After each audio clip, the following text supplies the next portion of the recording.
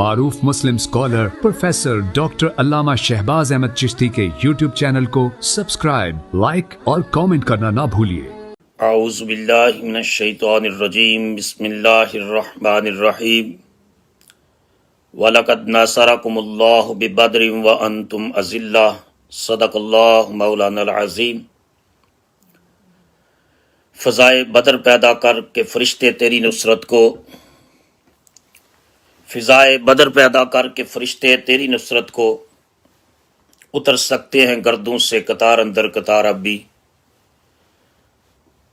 اللہ رب العزت کی حمد و ثنا اور حضور راحت قلب و جان صلی اللہ تعالی علیہ وآلہ وسلم کی بارگاہ کرم میں عقیدتوں، محبتوں اور چاہتوں کا خراج پیش کرنے کے بعد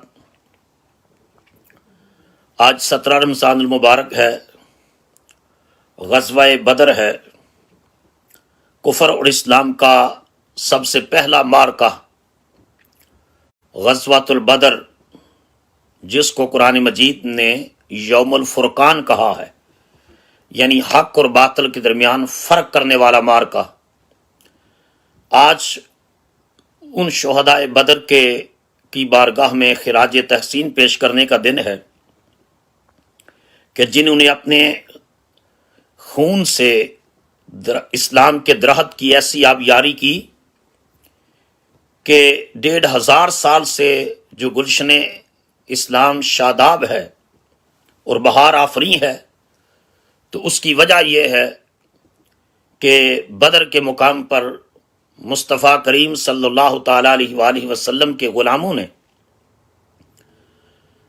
نتائج کی پرواہ کیے بغیر، ظاہری اسباب کی کمی کے باوجود، محض اللہ کی ذات پر توکل اور رسول اللہ صلی اللہ علیہ وسلم کی عالمگیر لیڈرشپ کے انڈر وہ کارنامہ سر انجام دیا جس نے کفر کی کمر کو توڑ کر رکھ دیا۔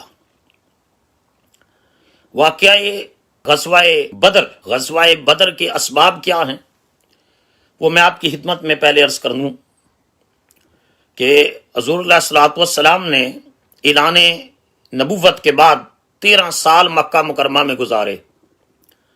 حضور صلی اللہ علیہ وسلم نے تمام انسانی کوششیں اور کاوشیں صرف کر دیں کہ میری قوم کے افراد یعنی اہل مکہ اس دعوت حق کو قبول کر لیں اور اس دین کے امین بن جائیں اور پوری دنیا میں اس کلمہ حق کو اور کلمہ خیر کو پھیلانے کا ذریعہ بنے۔ لیکن اللہ پاک نے یہ اصول دے دیا کہ ہدایت میرے ہاتھ میں ہے، میں جس کو چاہتا ہوں عطا کرتا ہوں۔ نبی کریم صلی اللہ تعالی علیہ وآلہ وسلم نے صرف دعاؤں سے اور صرف معجزات سے کام نہیں چلایا، ہیومن بیسس کے اوپر رسول اللہ صلی اللہ علیہ وسلم نے سٹرگل کی ہے۔ سٹیپ بائی سٹیپ حضور نے ایک ایک لمحہ اللہ کا دین غالب کرنے کے لیے اور کلمات اللہ کے احیاء کے لیے حضور صلی اللہ علیہ وسلم نے ساری انسانی کوششیں اور کاوشیں صرف کر دیں۔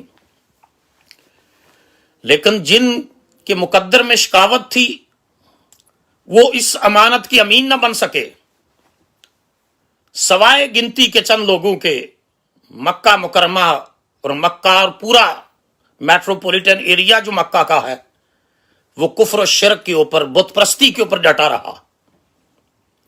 حضور صلی اللہ علیہ وسلم نے طائف بھی جا کر لوگوں کو دعوت حق دی، لیکن طائف کے لوگوں کے بھی نصیب اس وقت نہیں جاگے، بلکہ الٹا انہوں نے حضور صلی اللہ علیہ وسلم پر جو ہے وہ حضور کی دعوت کو ٹھکرایا ہی نہیں ہے، حضور پر حملہ کیا ہے، حضور کے مبارک قدمین زخمی ہوئے ہیں، حضور کے مقدس قدمین سے خون بہا ہے، اور جبرائیل آ کر کہتا ہے کہ یا رسول اللہ یہ ملک الجبال ہے، پہاڑوں کا فرشتہ، یہ اجازت طلب کرتا ہے کہ اجازت دیں تو میں طائف کی اس بستی کو 2 پہاڑیوں کے درمیان پیس کر رکھ دوں۔ حضور صلی اللہ علیہ وسلم کے دل میں انسانیت کی خیر خواہی کس قدر تھی، وہ محسن انسانیت کی ذات تھی، हुजूर ने इरशाद फरमाया कि नहीं, मैं दुआ करता हूं अल्लाह ताइफ वालों की नस्ल में मेरे दीन के खादम पैदा फरमाएगा। मुहसिन इंसानियत ने, खैर खाह इंसानियत ने उनके लिए हदायत की दुआ मांगी। अलगर्स मुसलमान हिजरत करके मक्का मुकरमा से मदीना तैयबा आ गए, लेकिन कुफार और मुशरिकीन मक्का की साजिशों, रेशा दवानियों में जरा भी फर्क नहीं आया। जो मुसलमान मक्का में मकान छोड़ा है, उन मकानों पर कब्जा कर लिया, उन जमीनों पर कब्जा कर लिया। अलगर्स दोस्त, धांधली, जबर, तशद्दुद, वायलेंस, उसका हर हरबा अहले मक्का ने आजमाया कि इस दावत हक को रोक दें, लेकिन वो शमा क्या बुझे जिसे रोशन खुदा करे। हुवल्लज़ी अरसला रसूलहू बिल हुदा व दीनिल हक, अल्लाह ने अपने रसूल को दीन हक के साथ मबूस फरमाया। लियुज़हिरहू अला दीन कुल्ले, ताकि इस दीन हक को दुनिया के सारे अदियाने बातला पर रसूल गालिब कर दे। वलौ कारिहल काफिरून, अगरचे काफिर इसको नापसंद करें। वलौ कारिहल मुशरिकून, अगरचे मुशरिक इसको नापसंद करें। तो गज़वाए बद्र के असबाब में से एक सबब यह है कि मुसलमानों के मक्का मुकरमा से मदीना तैयबा हिजरत फरमाने के बावजूद कुफार की साजिशों, रेशा दवानियों, जुल्म तशद्दुद में फर्क नहीं आया। मुसलमानों के काफिलों को लूट लेते, कोई मुसलमान मुसाफिर मिलता तो उस पर तशद्दुद करते, जो मुसलमान मक्का में रह गए उन्हें तरह तरह की अज़ियतें देते। इसके अलावा यह भी है कि मुसलमान मक्का मुकरमा में जब अरसा हयात तंग हो गया तो हबशा गए कि वहां जाकर, ईसाई मुल्क था, वहां जाकर अल्लाह का दीन, उसका काम करें और इबादत तो करें और अल्लाह की बंदगी का दम भरें। और फिर हुजूर अलैहिस्सलातु वस्सलाम की क़ियादत में मदीना तैयबा की तरफ हिजरत की। अब कुफार और मुशरिकीन ने डिप्लोमेटिकली सफारती ज़राए इस्तेमाल किए और हबशा और मदीना तैयबा, जो पहले यसरब था, वहां के सरदारों और ज़ुआमा को कहा कि हमारे कुछ लोग भाग कर यहां आए हैं, उनको वापस भेजा जाए। अब इन हालात में जब उन्होंने तमाम किस्म की मुखालफत की इंतहा कर दी, तो एक रास्ता बाकी बचता था कि वो ये कि या खामोशी से उनका जुल्म सहा जाए। दूसरा रास्ता यह था कि रेजिस्टेंस शो की जाए। मक्का मुकरमा में तो सहाबा कराम कहते हैं कि हमारे हाथ बंधे हुए थे, अगर कोई जुल्म करता इजाजत नहीं थी, रिएक्ट करने की इजाजत नहीं थी, रेजिस्टेंस करने की इजाजत नहीं थी। हमें इजाजत, हत्ता कि हजरत सैयद शुहदा हजरत अमीर हमजा असदुल्लाह व रसूल ही, अल्लाह और उसके रसूल का शेर, वो कई बार कहते या रसूलल्लाह, अल्लाह की बारगाह में अर्ज करें कि हम पर जुल्म की इंतहा हो गई है, हम पर जुल्म की इंतहा हो गई है। हम अल्लाह की बारगाह से इजाजत मांगते हैं कि हम अपना रद्द अमल दें। हुजूर इरशाद फरमाते, चचा हमजा इंतजार करो, अल्लाह की तरफ से पैगाम आएगा। कुछ अरसे के बाद ये अल्लाह ताला ने इजाजत दे दी। अब इसमें रसूलुल्लाह सल्लल्लाहु अलैहि वसल्लम जो एक दाई भी हैं, मुबल्लिग भी हैं, मुअल्लिम भी हैं, मुदब्बिर भी हैं, हुजूर अपने अहद के सबसे इंसानी नफ्सियात के माहिर भी हैं, हुजूर सिपा सलार भी हैं, हुजूर सारी कायनात में हदायत के पैगंबर भी हैं। हुजूर अलैहिस्सलातु वस्सलाम हालात का गहरा तज्जिया फरमाते थे। चुनांचे हुजूर ने प्लान यह किया कि दुश्मन न सिर्फ हमें जिस्मानी तौर पर अजियत देता है, ज़हनी तौर पर टॉर्चर करता है, बल्कि डिप्लोमेटिकली भी, सफारती सतह पर भी दुश्मन अपनी तमाम चालें चलने के लिए तमाम कोशिशें बरूकार लाता है। चुनांचे हुजूर अलैहिस्सलातु वस्सलाम ने ये प्लान किया कि दुश्मन की इकोनॉमिक جو پوزیشن ہے اس کو کمزور کیا جائے. جب اکنامکلی دشمن کمزور ہوگا، معاشی طور پر کمزور ہوگا، تو اس کے نتیجے میں اس کی جو دشمنی ہے، عداوت ہے، اس کا زور ٹوٹے گا. چنانچہ رسول کریم صلی اللہ علیہ وسلم نے اپنے صحابہ کرام کے ہمراہ اس قافلے کو روکنے کی کوشش کی جو ابو سفیان کی قیادت میں مکہ مکرمہ سے یمن، یہ جو ریڈ سی ہے، بحر احمر، ریڈ سی کے کنارے یمن سے شام کی طرف بہت بڑا تجارتی کارواں چلتا تھا قریش کا. اور قریش اور مکہ کے ارد گرد کے جو قبائل تھے، ان کے تجارت کے جو قافلے جاتے، مشہور اورنٹیلسٹ سپرنجر نے لکھا ہے کہ 2.5 لاکھ پاؤنڈ کی سالانہ کی معیشت یہ اس ریڈ سی سے وابستہ تھی اہل مکہ کی. ابو سفیان کی قیادت میں ایک تجارتی قافلہ جو ہے وہ ایک کارواں مکہ سے شام کی طرف گیا ہے، جس میں اپروکسیمیٹلی سپرنجر لکھتا ہے کہ 50,000 پاؤنڈ ان کا سامان تجارت تھا. حضور علیہ الصلوۃ والسلام نے ان کا راستہ روکنا چاہا کہ معاشی طور پر دشمن کو کمزور کر کے ہم اس کی عداوت اور دشمنی اور اس کے ظلم و ستم کے سامنے رکاوٹ کھڑی کر سکتے ہیں. حضور علیہ الصلوۃ والسلام مدینہ طیبہ سے نکلے تو کوئی جنگ کی تیاری نہیں تھی. اسی وجہ سے ارشاد فرمایا کہ جن کی سواریاں تیار ہیں وہ چلیں، اور جن کی چراگاہ میں ہیں وہ ان کو وہیں رہنے دے. 313 یا 315 صحابہ کے ساتھ حضور نکلے ہیں. نبی کریم علیہ الصلوۃ والسلام جب اس قافلے کو کا راستہ روکنے کے لیے نکلے ہیں، ابو سفیان نے بھی مختلف طریقوں سے جاسوس بھیجے ہوئے تھے. اس کو بھی پتا چل گیا کہ محمد صلی اللہ علیہ وسلم اور ان کے ساتھی جو ہے وہ میرا راستہ روک سکتے ہیں.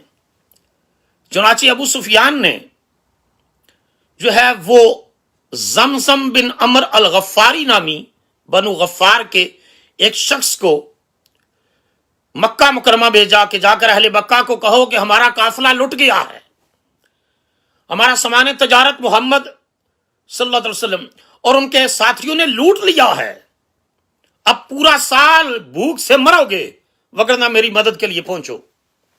وہ زمزم بنو غفار کا جو شخص ہے وہ تیز رفتار اونٹنی پر آیا مکہ مکرمہ، اور اس نے آ کر کے زمانہ جاہلیت کے دستور کے مطابق اونٹنی کی جو ہے وہ ناک کاٹی، اپنی قمیض پھاڑی، اور مکہ کی گلیوں میں کہتا تھا الغوث الغوث الغوث، میری مدد کو پہنچو.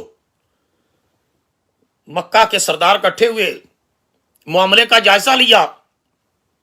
الغرض ابو جہل سرغنہ تھا کفار و مشرکین کا. اس نے کہا ہم جنگ کی تیاری کریں گے. ان نے تمام مکہ مکرمہ میں ڈنڈورا پیٹا کہ اگر چاہتے ہو کہ سال بھر بھوکے نہ مرو تو اپنے قافلے کو بچانے کے لیے نکلو. تو چونکہ آلموسٹ مکہ مکرمہ کی جو فیملیز تھی ان میں سے ہر کسی کا اس میں شیئر تھا اس تجارتی قافلے میں، چنانچہ انہوں نے جو ہے وہ جنگ کی تیاریاں کرنی شروع کر دی. اب اس کی تفصیل کا وقت نہیں ہے. ابو سفیان نے کو جب پتا چلا تو ابو سفیان راستہ بدل کر اس نے روٹ چینج کر لیا. ادھر رسول اللہ صلی اللہ علیہ وسلم کو بھی اطلاع مل گئی کہ ابو سفیان راستہ بدل گیا ہے، لیکن حضور علیہ الصلوۃ والسلام نتائج کا انتظار کیے بغیر کہ آگے کیا ہوتا ہے واپس نہیں جانا چاہتے تھے. ادھر کفار و مشرکین کو بھی پتا چل گیا کہ ابو سفیان نے روٹ چینج کر لیا ہے اور وہ راستہ بدل کر دوسرے راستے سے مکہ کی طرف آ رہا ہے. اکثر کفار و مشرکین کی رائے یہ تھی کہ چونکہ ہمارا تجارتی قافلہ تو بچ گیا، اب ہمیں واپس جانا چاہیے. لیکن اس امت کے فرعون ابو جہل نے کہا کہ نہیں، آج ہم محمد صلی اللہ علیہ وسلم اور ان کے ساتھیوں پر اٹیک کریں گے اور ان کو بتائیں گے کہ کس طریقے سے جو ہے ہم اپنی قوت کا اظہار کر سکتے ہیں۔ نبی کریم علیہ الصلوۃ والسلام کو بھی اپنے ذرائع کے ذریعے اطلاع مل گئی کہ قافلہ نکل گیا، لیکن ایک بہت بڑا لشکر جرار یعنی حضور اپنے صحابہ کے ساتھ 313 یا 315 کی روایات میں تشریف لائے تھے، اور جن میں صرف ایک گھوڑا، ساز و سامان بھی زیادہ نہیں ہے، نہتے ہیں، اور ادھر لشکر دشمن کا جو ہے وہ 1000 کے قریب ہے، 3 گنا زیادہ دشمن۔ حضور کو بھی پتا چلا کہ قافلہ نکل گیا ہے، لیکن ابو جہل کی قیادت میں اور عتبہ اور شیبہ کے ساتھ مل کر کے وہ قافلہ بچ کے نکل گیا، لیکن یہ لشکر جرار آ رہا ہے۔ چنانچہ حضور صلی اللہ علیہ وسلم نے اپنے صحابہ کرام کے ساتھ جو ہے وہ مشاورت کی کہ اگر ہم ان حالات میں واپس جاتے ہیں، ایک تو کفار کے حوصلے بڑھیں گے، مشرکین اور زیادہ شدت کے ساتھ مسلمانوں پر اٹیک کریں گے، اور دوسری وجہ یہ ہے کہ مدینہ کے یہود مسلمانوں کا جینا حرام کر دیں گے کہ یہ تم اس قافلے کا نام سن کر واپس آ گئے ہو، جبکہ کائنات میں رسول اللہ سے زیادہ کوئی جرأت مند انسان نہیں آیا، حضور سے زیادہ کوئی بریو سپہ سالار، کمانڈر، جرنیل اس دھرتی پر، اس عرضی کائناتی عرضی پر نہیں آیا جتنے جرأت مند، استقلال کے مالک اور اللہ پر توکل کرنے والے محمد مصطفیٰ تھے صلی اللہ تعالی علیہ وآلہ وسلم۔ سيدنا كريم صلى الله عليه وسلم، سيدنا كريم صلى الله عليه وسلم، سيدنا كريم صلى الله عليه وسلم۔